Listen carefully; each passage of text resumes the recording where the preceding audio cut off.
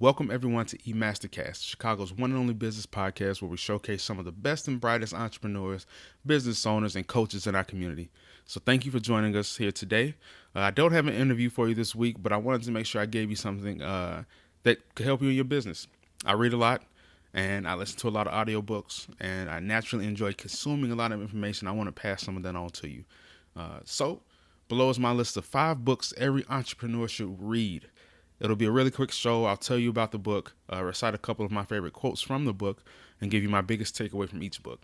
And these are in no particular order. They could all easily be my favorite business book.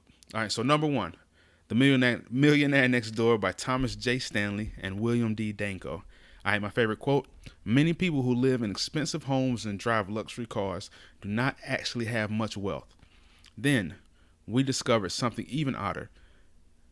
Many people who have a great deal of wealth do not even live in upscale neighborhoods.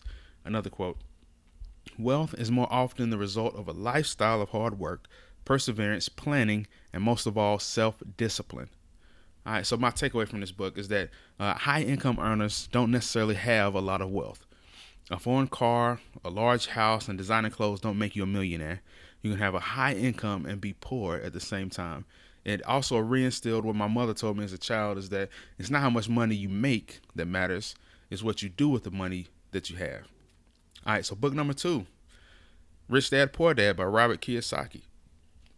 Rule number 1, one of my favorite quotes. Rule number 1, you must know the difference between an asset and a liability, and buy assets. If you want to be rich, this is all you need to know. It is rule number 1. It is the only rule. This may sound absurdly simple, but most people have no idea how profound this rule is. Most people struggle financially because they do not know the difference between an asset and a liability. Rich people acquire assets. The poor and middle class acquire liabilities that they think are assets, said Rich Dad. All right, so my takeaway. The biggest revelation after reading Rich Dad Poor Dad was the cash flow quadrant, and that the goal is to go from an employee to an investor as fast as possible. I also realized that there are active and passive income streams, and I knew from the moment I read it that my goal in life was to earn as much of my income as possible passively. All right, book number 3, The Gogetter by Bob Berg and John David Mann. Okay, first quote: your true worth is determined by how much more you give in value than you take in payment. I'm going to say that one more time. That your true worth is determined by how much more you give in value than you take in payment. Second quote: your income is determined by how many people you serve and how well you serve them. All right, my takeaway.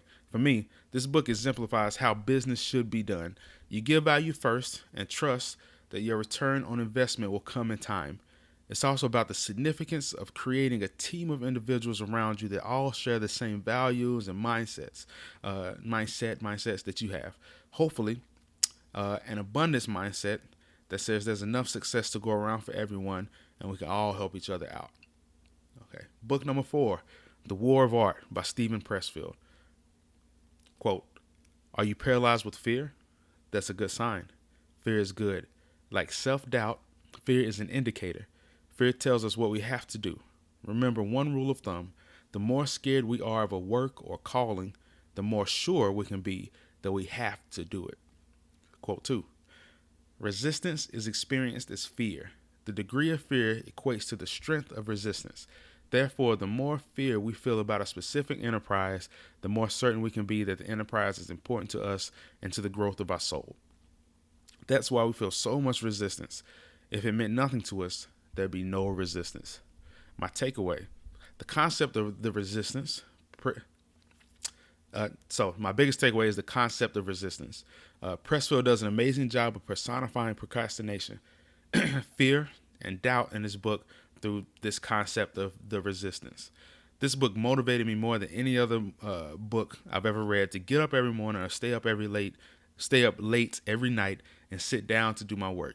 Right now, I'm surrounded by, personally, in my life right now, I'm surrounded by moving boxes, an attention-seeking toddler, and an 8 months pregnant wife. All right, so I have a lot to do. We're moving from the Midwest to the Southeast in 2 days, and there's still a lot to do. Just all around me. If you can see my place right now, you'd be like, why are you recording this?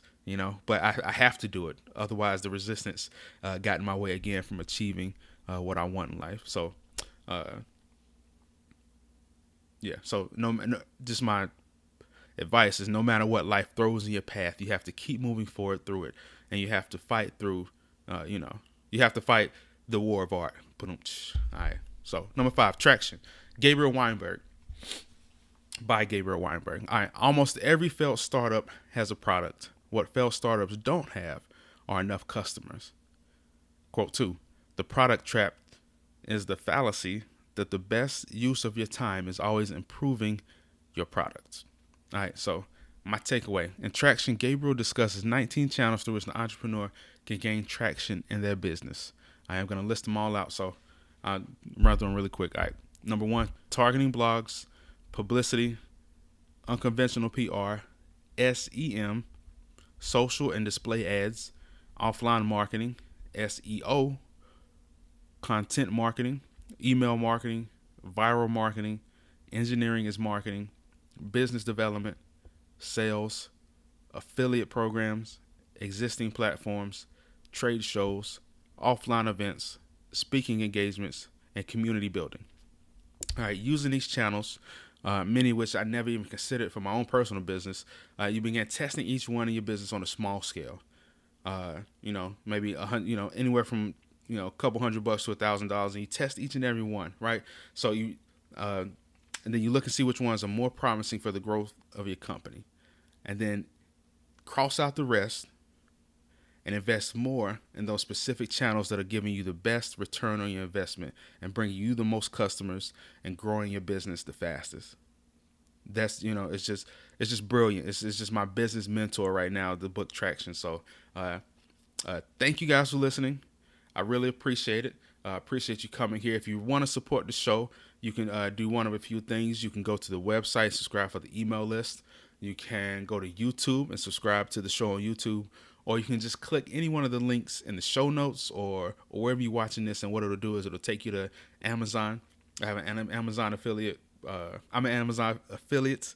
And what that means is that every time you click my link and then buy the book or buy anything on Amazon, they give me a little commission to help support my show and my community, our community. So, and it doesn't cost you anything extra. So thank you guys for listening.